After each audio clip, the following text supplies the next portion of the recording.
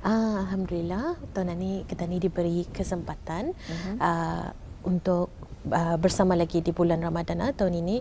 Semasa berada di bulan Ramadan ini, kita bersiap sedia kan kita ni meningkatkan amalan di samping mengerjakan pekerjaan seharian. Kesihatan faktor yang amat penting untuk dijaga kerana ia merupakan rahmat dari Allah supaya kita ni dapat meneruskan lagi membuat amal ibadah. Selalunya puasa ni memberikan kesan yang baik terhadap tubuh badan di samping daripada mencuci perut menurut kajian semasa kita ni puasa, kandungan gula di dalam darah memang menurun, serta sistem tubuh akan berubah. Tubuh badan pun mula merasa penat, lelah setelah seharian tani berpuasa. Kemudian semasa berpuasa sepanjang 30 hari berpuasa, memang tidak dinafikan berat badan akan menurun sebab secara pola pemakanan memang berbeza, berkurang walaupun banyak buffet sungkai dan otot juga akan mengurang, itu memang tidak dinafikan. Jadi bersenam atau aktif melakukan kegiatan fizikal di bulan Ramadan adalah satu perkara yang walaupun tidak diwajibkan tetapi digalakkan bagi kita ni, bagi itulah untuk kesihatan tubuh badan. Okey, itu Puan, kalau berat badan menurun ketika bulan Ramadan. Tetapi ini sebaliknya. Kalau saya sendiri secara peribadi di bulan puasa, berat badan saya bertambah. Bukannya kurang tapi bertambah. Jadi macam mana, apa yang sebetulnya tersalah ni? Mungkin ada pandangan ataupun mungkin dapat kita kongsikan bersama. Kalau dari segi pemakanan, saya memang bukan pakar pemakanan sebab saya pakar sukan, kegiatan fizikal. Tetapi kalau sekiranya berat badan kita ni meningkat semasa bulan Ramadan adalah mungkin kerana pengambilan pemakanan telah berlebihan daripada pembakaran, sebab ia fungsinya mudah saja, iaitu pengambilan makanan dan pembakaran kalori. Jadinya kan semasa bulan puasa, pembakaran kalori mungkin terhad, banyakkan berjalan pun ditamu saja. So banyak pembakaran kalori itu kuranglah. Namun pengambilan makanan mungkin daripada segi semasa bersungkai, kemudian bersahur dan tidak dinafikan juga cara kita ni kadang-kadang selepas bersungkai itu berlebihan, kemudian tani tarawih, balik tarawih itu tadarus tu ada lagi makan kuih itu dan banyak restoran dan kafe buka sampai 2 pagi tu. So lebih terpulang pemakanan tu daripada hari-hari indah berpuasa.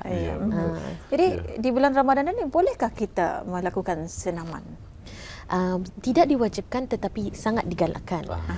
Sebab tetap senaman kalau kita ni lakukan semasa bulan puasa, semasa tani puasa tu kan tahap gula di dalam badan akan menurun, yang akan dipanggil glycogen. Tapi tidaklah sangat menurun kalau sekiranya tani puasa sampai 24 ke 30 jam. Kalau 24-30 jam memang kata dalam bahasa Inggerisnya depletion. Habislah, so terpaksa kita ni gunakan lemak untuk meneruskan pekerjaan seharian. Namun tadi punya puasa di Brunei ni 12 jam, 12 ke 14 jam saja. Jadi masih lagi ada sisa-sisa tenaga tu. Jadi ya boleh kita ni melakukan kegiatan fizikal, tetapi sangat digalakkan sebelum hendak berbuka. Baik, jika kita boleh ataupun dimestikan juga melakukan senaman ataupun pergerakan di bulan Ramadan ini, jadi pandangan Puan, bilakah waktu-waktu yang sesuai? Ada orang suka sebelum berbuka puasa, maksudnya selepas asar pukul 4, 4.30 orang berjoging berapa. Ada yang suka melakukan senaman selepas sembahyang tarawih. Macam mana tu? Bila waktu yang sesuai sebetulnya? Melakukan kegiatan fizikal atau senaman di bulan puasa ni sebenarnya indah jua terlalu kita ni mau semua orang ni terlalu membuat senaman yang berat. Dia tertakluk kepada waktu kita ni kan senaman ni, exercise ni dan jenis senamannya. Okay. Kalau sekiranya kita ni kan cuma kan berjalan saja, kita ni boleh buat petang pukul 2, pukul 3 cuma berjalan lah. Tetapi kalau sekiranya kita ni kan membuat senaman macam berjogging apa tu, bisanya digalakkan 30 minit sebelum berbuka dan tidak berapa digalakkan selepas bersahur, sebab kita ni baru mengisi balik nutrisi ke dalam badan. Kemudian kalau sudah kita ni gunakan nutrisi tersebut, kan kita ni ada lagi 12 jam untuk meneruskan puasa kita ni. Walaupun berjalan, walaupun pergerakan berjalan. Kalau cuma pergerakan berjalan, selepas sahur tu kan, selepas kita solat subuh, kemudian terus kita ada senaman berjalan. Senaman berjalan. Boleh. Itu dibolehkan. Jangan saja macam berjogging, intensitinya tu terlalu berat, kuat. Jadi apakah jenis-jenis kegiatan fizikal yang dapat dilakukan? Jenis-jenis kegiatan fizikal yang saya sarankan ialah pergerakan kegiatan fizikal di pejabat, pergerakan kita ni seharian. Banyakkan pergerakan. Di antara jenis kegiatan fizikal yang dapat dilakukan sebelum waktu berbuka ialah senaman seperti push up, menguatkan otot, sit up, yang biasa saja. Tidak perlulah menggunakan barbell sampai berat-berat. Tadi boleh menggunakan body weight saja. So tadi boleh sendiri dalam rumah, tidak perlu keluar apa. Manakala jenis kegiatan fizikal yang dapat dilakukan selepas berbuka ataupun selepas tarawih dan witir, jenis senaman diamalkan ialah sama macam kita ni sebelum bulan Ramadan. Contohnya berlari, berjogging, angkat berat ataupun ke gimnasium, itu memang boleh diteruskan. Tetapi saya tidak menggalakkan melakukan senaman berat selepas pengambilan makanan yang banyak. Contohnya sengkainya dari 6.30 ke letos sampai pukul 7 lah, 7.15 tu ia akan start berjogging sudah. Saya tidak berapa galakkan, walaupun tiada bukti saintifik mengatakan ia boleh membahayakan, tapi ia membawa ketidakselesaan. Betul. Baik. Jadi ingin juga kita ketahui ya Puan, apakah jenis-jenis peralatan gym yang sesuai digunakan semasa berpuasa ni?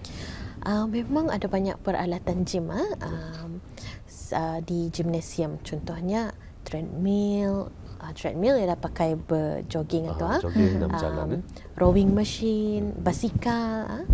Kalau sekiranya di bulan puasa, yang biasanya tadi gunakan treadmill, basikal, sebab ia terutama sekali kalau ia di kawasan yang berhawa dingin. Jadinya kalau di kawasan berhawa dingin, kita ni berapa mudah merasa lelah.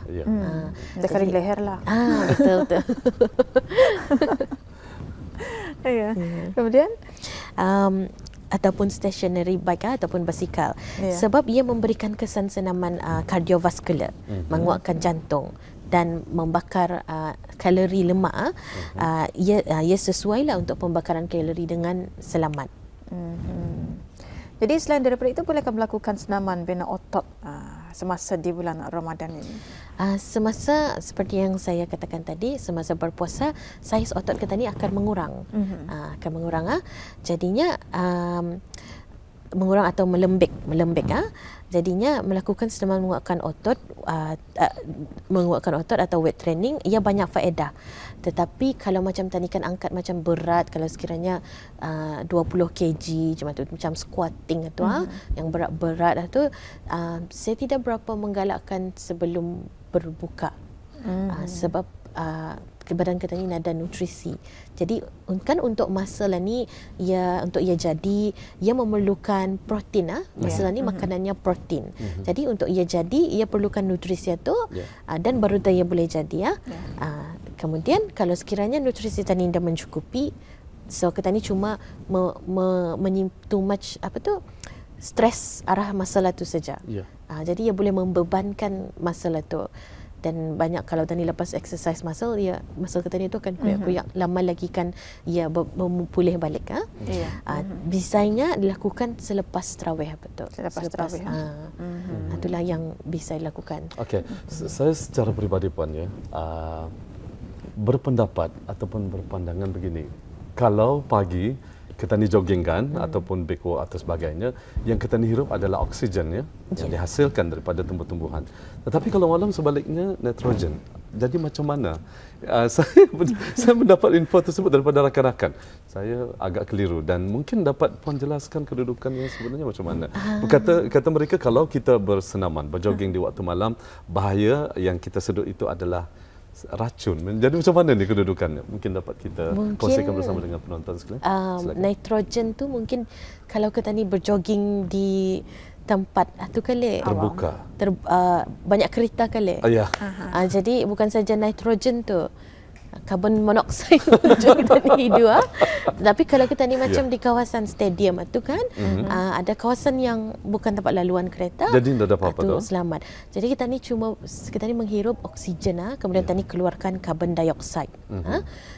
Kita ni kalau boleh pulang tu terhirup nitrogen. Yalah.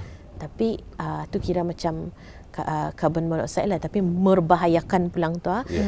Tapi saya ingin tekankan, cuba jangan lakukan senaman di tempat kereta lalu lintas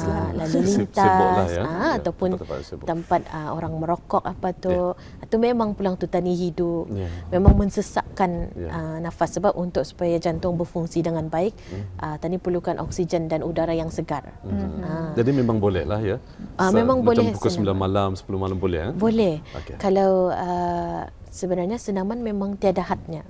Bukan tiada had. Kalau tanikan pagi boleh jua, tengah hari, petang. Namun di bulan puasa ni terhad masanya. Kalau malam tu pun memang tiada masalah bagi tubuh badan. Sebab kalau kan dikatakan sejuk apa tu, Ketani pun tahu di negeri lain ada winter Olympic lagi sejuk ada snow sama ais. Cuma kalau malam mudah banyak sudah tani membakar kalori dari pagi itu. Mungkin malam itu kalau tani over exercise, tidur akan kurang lah sedikit. Jadi tanggapan-tanggapan yang mungkin tadi kita agak keliru, jadi dapat kita kongsikan bersama. Sekurang-kurangnya telah kita berkongsi ilmu lah ya, informasi. Itulah, terima kasih. Silakan. Dan juga bila waktu yang sesuai untuk melakukan senaman menguatkan otot tadi? Waktu yang sesuai ialah selepas berbuka ataupun selepas tarawih untuk menguatkan otot. Sebab sudah ada nutrisi di dalam badan. Jadi ia dapat menghidupkan otot-otot itu. Sebab kalau ada nutrisi, otot itu memang pulang hidup. Tapi kebanyakannya apa yang tadi panggil luka-luka pada otot, sebab otot ni yang macam fiber, macam kalau banyak bandang-bandang macam tu. So kalau tadi gunakan masa ia masih ada nutrisi, ia akan banyak macam carik sedikit-sedikit, kuyak sedikit-sedikit. Yang tisunya tu. Ia akan recover pulang tu dalam 2 ke 3 hari. Jadi pengambilan protein itu membantu untuk pemulihan. Pengambilan protein dari segi pemakanan. Pemakanan membantu bukan suplemen lah.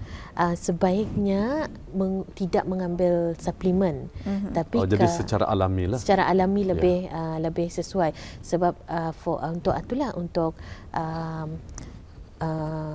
populasi, untuk orang yang sehat ataupun orang-orang yang lain juga. Sebab kita ni kalau kita mengambil suplemen apa ni, saya galakkan bis kita bertanya dulu doktor apa yang ada penyakit-penyakit di dalam badan, mungkin ada tinggi apakah. Setiap individu berbeza-beza keadaan badan dan kesehatan. Selalunya suplemen-suplemen itu digunakan untuk para atlet yang senamannya intensitinya tinggi sangat. Kalau cuma tani berjalan-jalan, dapatlah tani makan ayam pun protein. Okey, itu dia yang kita bawakan ya, aktiviti fizikal di bulan Ramadan. Dengan adanya penjelasan sebentar tadi, dapat sedikit sebanyak memberikan panduan kepada kita yang boleh kita guna pakai, apakah yang perlu kita lakukan di bulan Ramadan ini. Jadi kita ingin mengucapkan terima kasih kepada Yang Mulia Umi Salma Awang Arif, iaitu Pegawai Pelajaran Kesihatan. Sama-sama. Saya juga ingin mengingati para penonton sekalian untuk tidak kurang mengambil air semasa di bulan puasa ni. Betul, seperti pakar nutrisi Pusat Promosi Kesihatan Yang Munawarah mengatakannya 3-4-3 ataupun 2-3-2. Artinya selepas masa sungkai 2, lepas tarawih ke 4 atau 3 lah. Lepas tu masa subuh tu 2. Sebab sangat-sangat penting sebab kita ni akan ada dehidrasi tu. Saya langsung tidak sampai. Kalau gagal. Tapi boleh dipraktikkan, masih ada masa lagi tu Fazila. Dalam beberapa hari lagi tadi boleh praktikkan. Baik, terima kasih sekali lagi kita ucapkan.